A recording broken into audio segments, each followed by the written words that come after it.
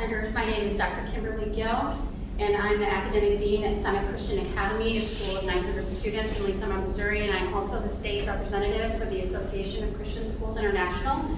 I came up last week in support of Senate Bill 23, and so I'm using the same testimony, but the little piece that I didn't get to because I couldn't talk fast enough. So, parents need choice to combat the educational devastation of the pandemic, of course, but there's another factor coming fast that I haven't yet heard talked about in this chamber, and that is educational differentiation.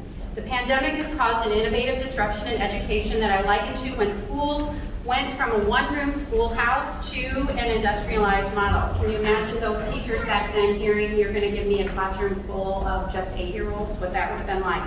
We're in the same kind of major shift right now. Students are now asking, why do I have to sit in school 7 hours a day, 5 days a week? They are asking why they have to accept the courses offered by only one school when any class in the world is now accessible. They want to differentiate. They want to do what the best homeschool families have done for years, which is education a la carte. Accessing the best teachers and the best classes for their personal gifts and talents within them. Education in a pandemic has made students value their teachers. It has made the heart of parents turn toward their children and evaluate the education that is offered. Parents are now questioning, why can't my child read cursive? Why can't my child write in cursive? Why do we never have spelling tests? They're working hard now on their children's behalf to obtain what is best. For the first time outside of a vocational school, I have a student enrolled in my school and a public school district taking a single online class with a public school at the same time that they're going to my school full time. Outside of a vocational education combination, that has never happened before. Thinking outside the box to differentiate. Everybody involved is thrilled. School choice is already here for anyone who A, can afford it, or B, is willing to think outside the box, work for it, and ask questions. The kids are already there. It's the adults who have to catch up. Missouri has a chance to make a best education accessible. This Senate bill is well designed. As a private school entity, we want ESAs. We do not want to redirect money from the public general budget. We desire parents pay us and not the state. I appreciate that it is capped and it's managed via not-for-profit agency. This management has a good proven record in several other states. I want you to understand as senators why the military piece is so important. Because for most private schools, the curriculum, scope, and sequence is the same nationally. So if I am a soldier stationed in a different state year to year, if I'm in a private education, then I can maintain my kids' scope and sequence of understanding, and things aren't repeated or left out. Very, very important to our military families. This week I was having a morning devotion, came across a verse that said, seek justice and be prompt in righteousness. I hope this year my Missouri government will finally provide justice to its children and be prompt in doing what is right.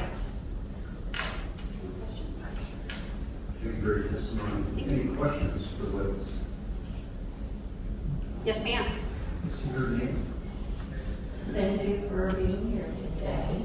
I was just curious, in your school setting that you're responsible for, what's the name of the test that you give the students at the end of the year for accountability? Thank you for that question. Accountability is extremely important to great private schools. We use the Stanford Achievement Test, the SAT-10, and we also give the OLSAT, which is a cognitive exam, so that we can compare our students' IQ to their achievement to make sure that they're performing at or above their IQ potential. And we have amazing results. My personal school, last year we were, well, not last year because of pandemic, we didn't give tests, but the year before we were at the 74th percentile. Our ACT scores last year were 24.1 for our juniors and seniors. We use the ACT test.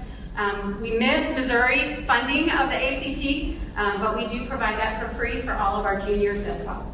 Okay, would you mind to repeat what the name of the test are? The SAT-10 Stanford Achievement Test, which is a national exam. We do not believe in just comparing our students to Missouri learners. We want to know that we're the best nationwide. So the SAT-10 is what it's commonly referred to, and the companion test to that is the OLSAT, Old Otis Lennon School Ability Test. It's an IQ piece or a cognitive piece. So one measures achievement, which is what your Missouri MAP score does. It measures achievement, how this child's doing right now. The IQ test measures potential. So it's very difficult to evaluate a district without both pieces being in place. Sometimes a school might be looked down upon if their achievement's not high, but you don't know what their potential of students that they're working with is. I apologize, would you please repeat the name of the second one? Yes, ma'am. Otis Lennon School Ability Test. Okay. Another very common one for private schools would be the Iowa Basic Skills Test. That's another national standardized test.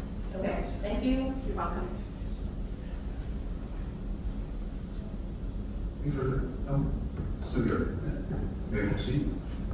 Just to follow up on that, I imagine you do benchmarking throughout the years and we measure progress and growth. Is that fair as well?